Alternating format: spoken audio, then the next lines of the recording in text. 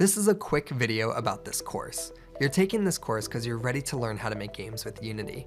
I'm a completely self-taught software engineer and game developer, and throughout this course, I'm going to be training you the same way that I've trained thousands who now have careers working at companies like Cartoon Network, Facebook, Oculus, American Gaming Systems, and several indie companies across the board.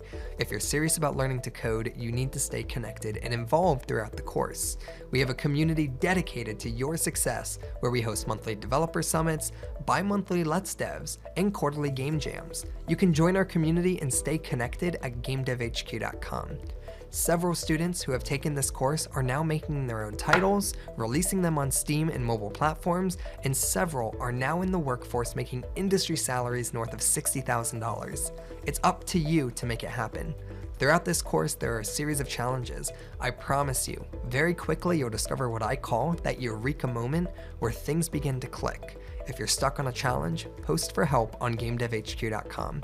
It's where I personally respond to questions about all of my courses, and it allows other community members to assist. We also have a 24/7 Discord channel available. If you're stuck, don't give up. Research the solutions. When you have completed the challenge, watch the challenge review to see if we came up with a similar solution.